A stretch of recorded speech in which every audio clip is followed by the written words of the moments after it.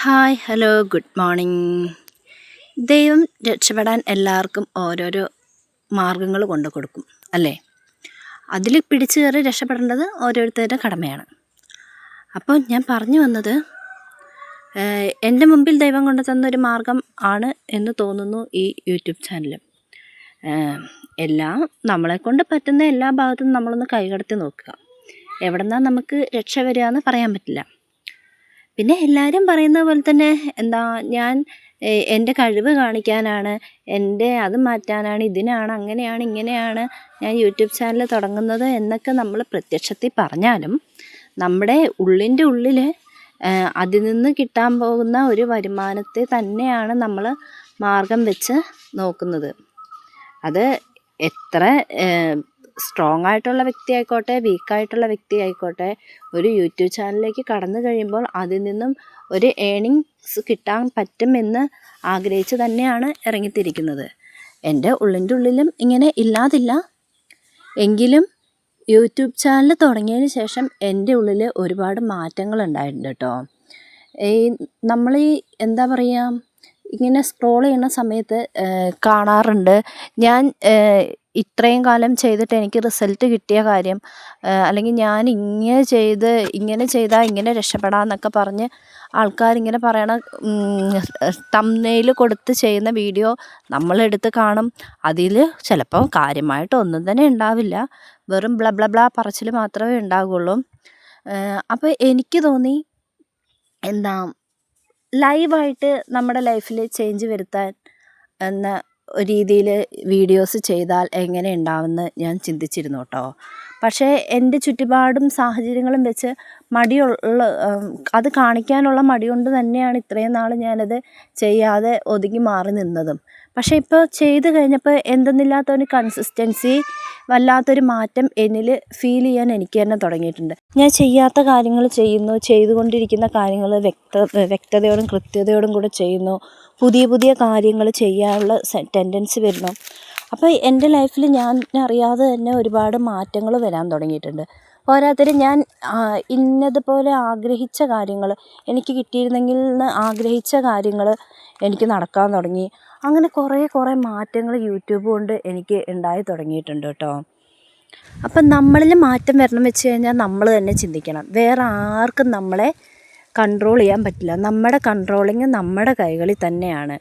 നമ്മൾ വിചാരിച്ചാൽ നമ്മളെക്കൊണ്ട് നടക്കാൻ പറ്റാത്തതായിട്ട് ഈ ലോകത്തൊന്നുമില്ല. നമുക്കെല്ലാം നേടാൻ കഴിയും.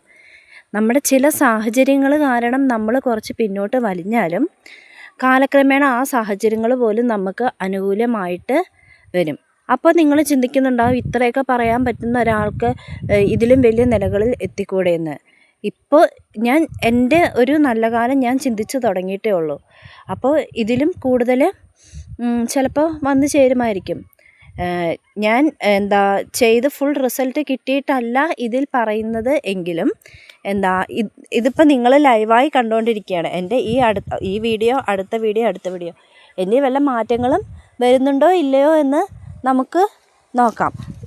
സാമ്പത്തികമായിട്ടും അല്ലാതെയും ലൈഫിലാണെങ്കിലും എല്ലാത്തിലും ഉയർച്ച വരുന്നുണ്ടോ ഇല്ലയോ എന്ന് ഇതിലൂടെ തന്നെ അപ്ഡേറ്റഡ് ആയിട്ട് ഇനിയുള്ള കാലങ്ങളിൽ വിവരിക്കുമ്പോൾ അതിൽ നിന്ന് നിങ്ങൾക്ക് മനസ്സിലാക്കാൻ പറ്റുമല്ലോ. അതല്ലാതെ ഒരു റിസൾട്ട് മുമ്പിൽ വെച്ചിട്ട് എനിക്ക് ഇന്നത് പോലെ സംഭവിച്ചു എന്ന് പറയാൻ മാത്രം ഒന്നും എൻ്റെ കയ്യിലില്ല. വെറും 0-ൽ തുടങ്ങി ഇപ്പോൾ 78 സബ്സ്ക്രൈബർ എങ്ങാണ്ട് എനിക്ക് ആയിട്ടുണ്ട്. അതിൽ ഞാൻ ഭയങ്കര താങ്ക്ഫുള്ളാണ് കേട്ടോ.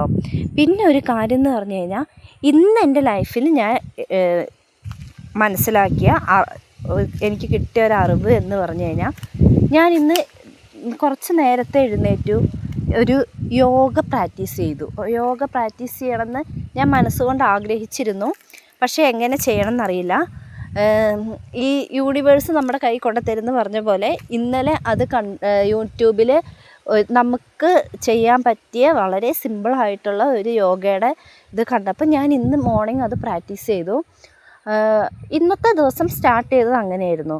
പക്ഷേ ഇന്ന് ഈ സമയം വരെയും എനിക്ക് വളരെ സമാധാനവും ശാന്തവുമായിട്ട് കാര്യങ്ങൾ ചെയ്യാൻ പറ്റി. ഞാൻ ഉദ്ദേശിച്ച പോലെയൊക്കെ ഞാൻ എൻ്റെ ഗാർഡനിൽ ഇറങ്ങി ആ ഗാർഡൻ വൃത്തിയാക്കുന്നോ, ആ ചെടി മണ്ണ് കിളച്ച് മറിക്കുന്നോ, ആ ചെടിക്ക് വെള്ളം ഒഴിച്ചു കൊടുക്കുന്നോ വിചാരിച്ച കാര്യമേ അല്ല. ആ ചെടികൾ മുഴുവൻ വെട്ടിമാറ്റി അവിടെ ഒരു പുതിയ ഗാർഡൻ ചെയ്യുക എന്നൊക്കെ വിചാരിച്ചുകൊണ്ടിരുന്ന ഞാൻ, അതൊരിക്കലും നടക്കുന്ന കാര്യമല്ല.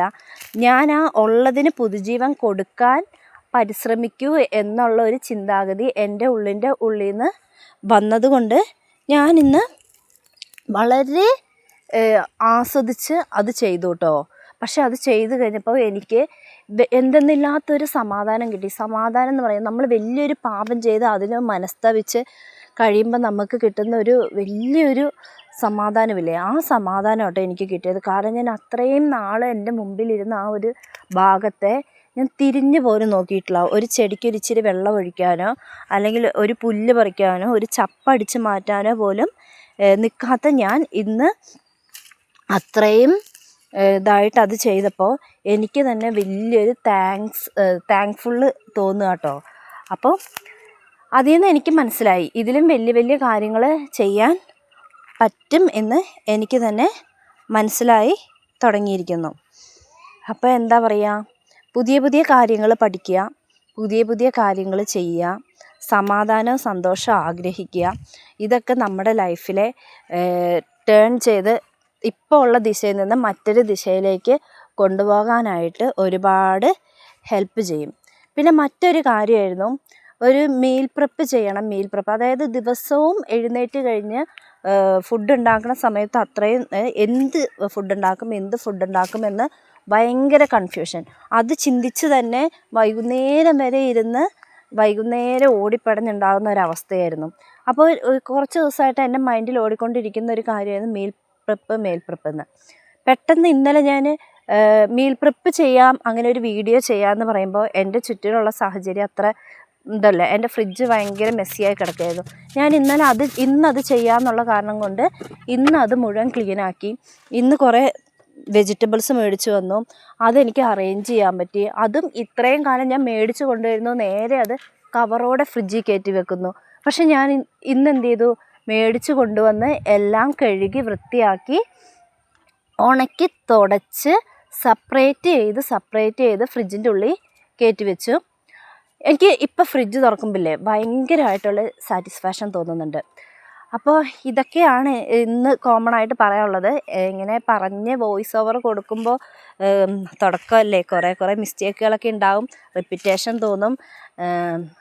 എന്നാലും ഞാൻ ചെയ്ത പ്രവർത്തികൾ ഇഷ്ടപ്പെടുകയാണെങ്കിൽ നിങ്ങൾ ലൈക്ക് ചെയ്യുക, കമൻറ്റ് ചെയ്യുക, സബ്സ്ക്രൈബ് ചെയ്ത് കൂടെ കൂട്ടുക. Thank you for watching. ഇനി മറ്റൊരു വിശേഷമായിട്ട്, ജീവിതത്തിലെ മറ്റൊരു വിശേഷമായിട്ട് അടുത്ത വീഡിയോയിൽ വരാം. Tata, bye bye, see U.